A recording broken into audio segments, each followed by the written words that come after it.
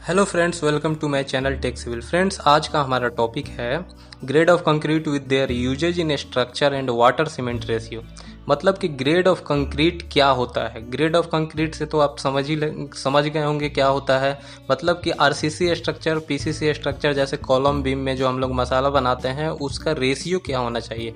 आज हम उसी के बारे में डिटेल में जानेंगे और ये भी जानेंगे कि कौन से ग्रेड का कहाँ पे यूज होता है और उसका कितना सैंड, सीमेंट और वाटर किस ग्रेड में कितना लगता है। तो चलिए देखते हैं इसे डिटेल में। तो फ्रेंड्स, देखते हैं कि ग्रेड ऑफ कंक्रीट क्या होता है। ग्रेड ऑफ कंक्रीट वो होता है कि आप कोई मसाला बनाते हैं, कोई भी मिक्स प्रोपोर्शन का, जैसे 1, 1.5, 3 का ही बना दिए, तब उस मसाले को हम लोग 28 दिन तक रखते हैं एक क्यूब में करके। 28 दिन के बाद वो क्या होता है कि उसका कंप्रेसिव टेस्ट किया जाता है। अगर वो कंप्रेसिव टेस्ट में पास हो गया तो समझिए कि वो आपका ग्रेड ऑफ कंक्रीट यानी मसाला वो सही है।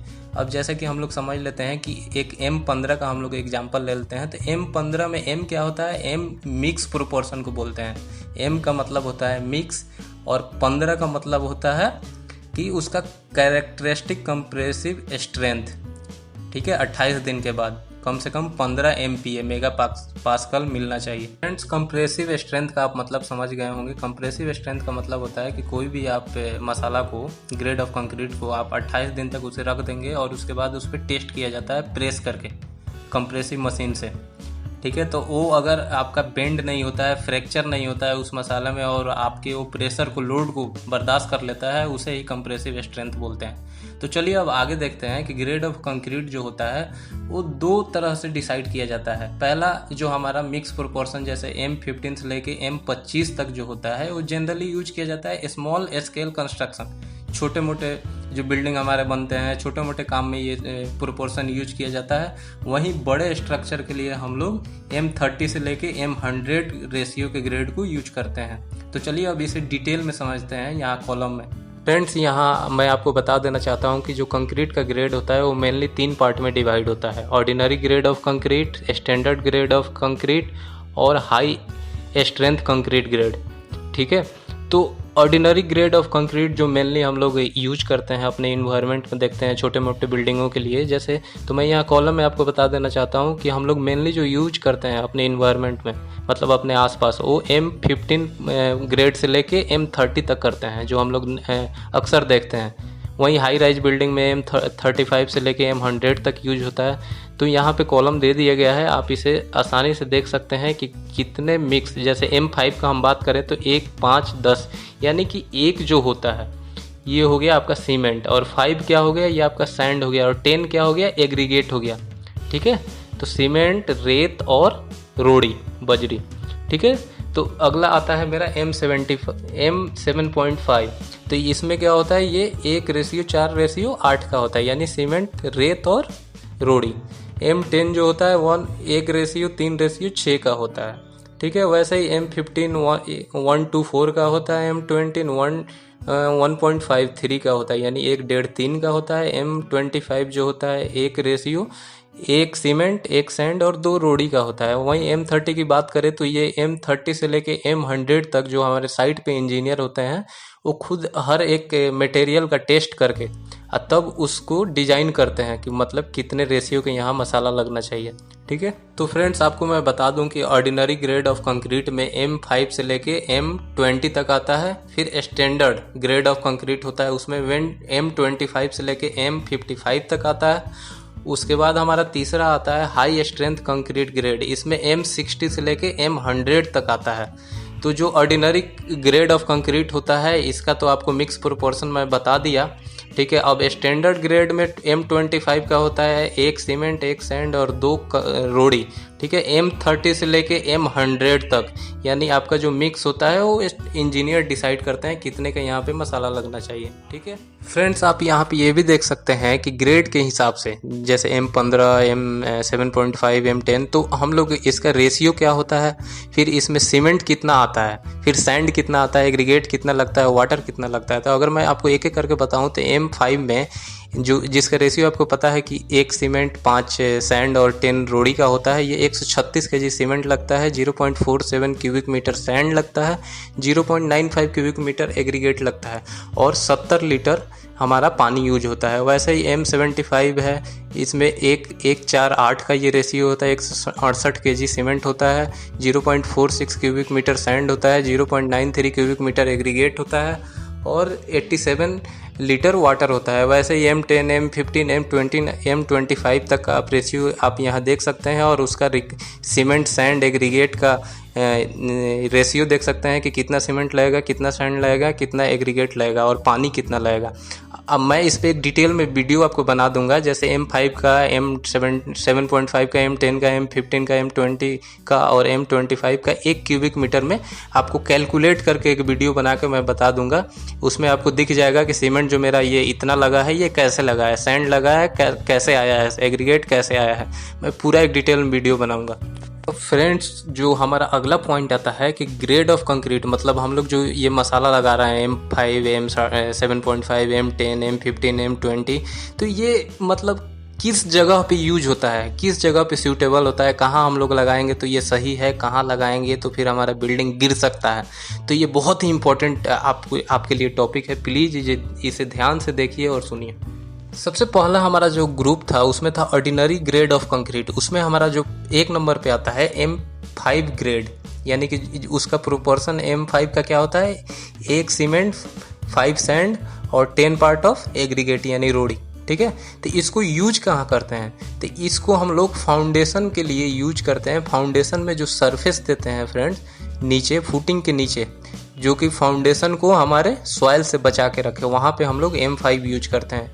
अब M7.5 का क्या रेशियो होता है, 1 सीमेंट, 4 सैंड और 8 एग्रीगेट का।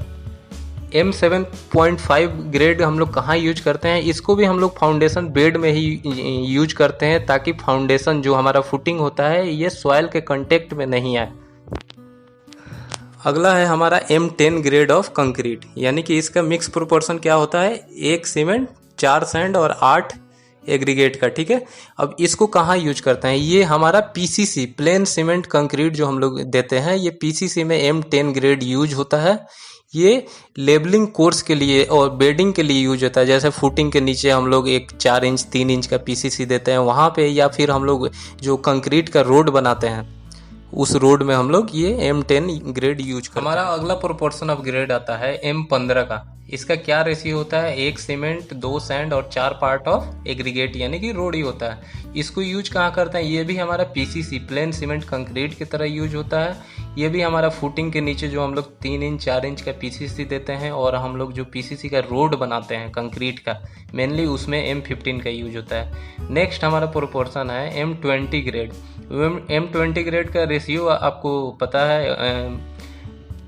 तो फ्रेंड्स, M20 ग्रेड का रेशियो होता है 1 सीमेंट, 1.5 सैंड और 3 एग्रीगेट यानी कि 1.5-3 का। ये कहाँ यूज होता है, ये M20 बहुत ही इंपॉर्टेंट होता है हमारे RCC स्ट्रक्चर के लिए।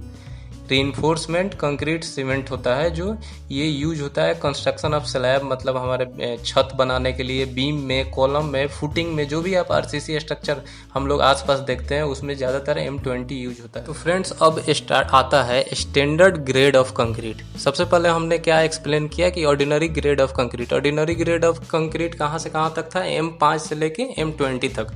अब उसमें क्या था कि वो ऐसा मतलब मिक्स रेशियो होता है कि वो आप अपने आसपास के कंस्ट्रक्शन में देखते हैं यूज होता है। अब स्टैंडर्ड ग्रेड ऑफ कंक्रीट क्या है, ये हाई राइज बिल्डिंग, बड़े बड़े बिल्डिंगों में, डैम में, आपका फिर देखेंगे तो मल्टी स्टोरी जो मॉल वगैरह बनते हैं वहाँ यूज करते हैं। तो स्टैंडर्ड ग्रेड ऑफ कंक्रीट में हमारा सबसे पहला जो मिक्स प्रोपोर्शन आता है वो M25 ग्रेड होता है। इसका रेशियो क्या होता है, एक सीमेंट होता है, 1 रेत होता है और 2 एग्रीगेट होता है। ये कहाँ यूज होता है, ये RCC स्ट्रक्चर में यूज होता है, जैसे फुटिंग में, कॉलम में, बीम में, स्लैब में।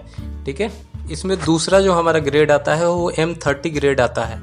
ये हम लोग डिजाइन, यहाँ रेशियो कोई इसका फिक्स नहीं होता है, ये साइट पे डिजाइन किया जाता है इंजीनियर के द्वारा, और बिल्डिंग कैसा बिल्डिंग बन रहा है, कैसा स्ट्रक्चर बन रहा है, उस हिसाब से हम लोग वहाँ मटेरियल को टेस्ट करते हैं, फिर उस हिसाब से हम लोग डिजाइन करते हैं ताकि ये स्ट्रक्चर को, लोड को बियर कर ले और हमारा स्ट्रक्चर मजबूत बने। अब ये भी RCC स्ट्रक्चर में मेनली यूज होता है M30। अब कैसे, स्लैब में, बीम में, कॉलम में, फुटिंग में, हैवी स्ट्रक्चर के लिए यूज होता है। अगला हमारा ग्रेड आता है M35 का। ठीक है। तो आपको मैं बता दूं कि M30 से लेकर और M60 तक, यानी कि कहे तो M100 तक जो हम लोग डिज़ाइन करते हैं ना, ये हम लोग डिज़ाइन हमारा पहले से फिक्स नहीं होता है। ये डिज़ाइन IS कोड 10262 2009 के हिसाब से डिज़ाइन किया जाता है। हमारे इंजीनियर डिसाइड करते हैं कि किस हिसाब से डिज़ाइन होगा, और फिर वहाँ पे जो मटेरियल अवेलेबल होता है उसका सब कुछ प्रॉपर्टी चेक करके तब डिज़ाइन किया जाता है, तब यूज किया जाता है। तो M35 जो होता है ये भी हमारा RCC स्ट्रक्चर के लिए यूज होता है, जैसे कि छत में, बीम में, कॉलम में, फुटिंग में। नेक्स्ट हमारा है M40 ग्रेड। तो ये भी हमारा IS कोड 10262 2009 के हिसाब से ही डिज़ाइन होता है। ये हमारा जो है ये बहुत ही हैवी, जैसे प्री स्ट्रेस्ड कंक्रीट में यूज होता है। जैसे आप देख सकते हैं रोड पे जहाँ हैवी गाड़ियाँ वगैरह चलती हैं, फिर स्लैब में, बीम में, कॉलम में, फुटिंग में यूज होता है। नेक्स्ट हमारा है M45 ग्रेड। ये भी डिज़ाइन हमारा IS कोड के थ्रू ही हमारे इंजीनियर करते हैं, मटेरियल को चेक करके। अब ये भी बहुत हैवी स्ट्रक्चर के लिए यूज होता है, जैसे कि हमारा रनवे, प्लेन का जो हमारा रनवे होता है, आप जानते हैं कि लोड कितना पड़ता है उस पर, तो उस लोड को बर्दाश्त करने के लिए, ताकि वो टूटे नहीं। Concrete roads, heavy concrete road होता है, उसके लिए यूज किया जाता है। प्रेशराइज्ड कंक्रीट गिर्डर्स, यानी कि रेलवे का जो ओवर ब्रिज जो बनता है, वहाँ आप देखते हैं बड़े बड़े गिर्डर्स लगे होते हैं कंक्रीट के। RCC कॉलम, प्रेशराइज्ड बीम्स, जैसे हम लोग देखते हैं कि उसमें बहुत मोटे मोटे बड़े बड़े कॉलम लगे होते हैं, बीम लगे होते हैं, उतने हैवी लोड को बर्दाश्त करने के लिए। नेक्स्ट हमारा आ जाता है स्टैंडर्ड कंक्रीट अपग्रेड में M50, यानी कि M50। ये हमारा IS कोड 10262 2009 के हिसाब से ये डिज़ाइन होता है, और ये भी रनवे में, कंक्रीट रोड में प्रेशराइज्ड कंक्रीट गिर्डर, जो मैं M45 के बारे में आपको बताया, RCC कॉलम में यूज होता है। M55 ग्रेड नेक्स्ट आता है। तो ये कहाँ यूज होता है? ये प्रेशराइज्ड कंक्रीट गिर्डर्स या पियर, मतलब हम लोग पुल जो बनाते हैं, जो पानी में हम लोग देते हैं पाइल फाउंडेशन, अब पियर जो गोल गोल कॉलम बनते हैं वहाँ यूज होता है। और प्रेशराइज्ड कंक्रीट गिर्डर्स या ओवर ब्रिज जो हमारा बनता है जिस पे बहुत ज़्यादा प्रेशर होता है। M60, तो M60 जो ग्रेड होता है ये भी इम्पोर्टेंट है। M60 ग्रेड RCC स्ट्रक्चर में यूज होता है, जहाँ पे हाई कंप्रेसिव स्ट्रेंथ की ज़रूरत होती है। जैसे हाई राइज बिल्डिंग्स, बड़े बड़े बिल्डिंग जो बनते हैं 50 मंजिला, 60 मंजिला, 30 मंजिला, वहाँ पे ये M60 ग्रेड यूज होता है। लॉन्ग स्पैन ब्रिजेज, यानी कि जो ब्रिज बनता है जिसमें आप लोग देखते हैं कि हर एक पिलर जो 10 फीट, 20 फीट, 25 फीट के बाद होता है, एक बड़ा बड़ा पिलर बड़े बड़े बीम के साथ, उसमें M60 यूज होता है। अब हमारा तीसरा जो पॉइंट है ग्रेड ऑफ कंक्रीट में, वो होता है हाई स्ट्रेंथ कंक्रीट ग्रेड्स, मतलब कि सबसे ज़्यादा। ठीक है, पहला था ऑर्डिनरी, दूसरा था स्टैंडर्ड ग्रेड ऑफ कंक्रीट, और तीसरा है हमारा हाई स्ट्रेंथ कंक्रीट ग्रेड। ठीक है, तो हाई स्ट्रेंथ में हमारा आ जाता है M65 से लेके M100 ग्रेड तक का रेशियो, जो कि हम लोग यहाँ कोई फिक्स प्रोपोर्शन नहीं होता है। ये भी IS कोड के द्वारा ही डिज़ाइन किया जाता है, जो हमारा IS कोड है 10262 2009 के हिसाब से।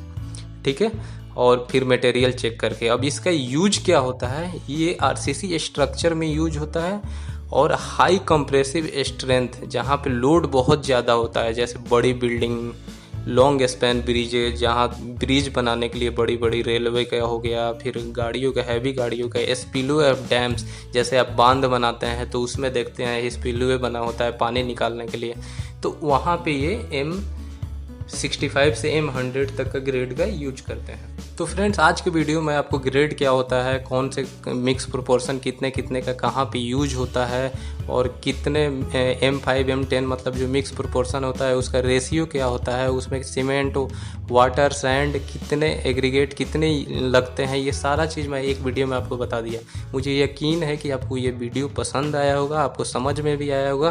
फिर भी आपको कोई डाउट है तो मुझे कमेंट सेक्शन में ज़रूर पूछिए, मुझे ज़रूर बताइए, मैं उस पर वीडियो बनाऊँगा, आपको समझाऊँगा। तो फ्रेंड्स, आपको मेरा ये वीडियो कैसा लगा आप ज़रूर मुझे कमेंट सेक्शन में बताइए। ये मेरे वीडियो को लाइक एंड शेयर ज़रूर कीजिएगा, और मेरे चैनल को सब्सक्राइब कर लीजिए ताकि ऐसा ही लेटेस्ट अपडेट आपको मिलता रहे। थैंक्स।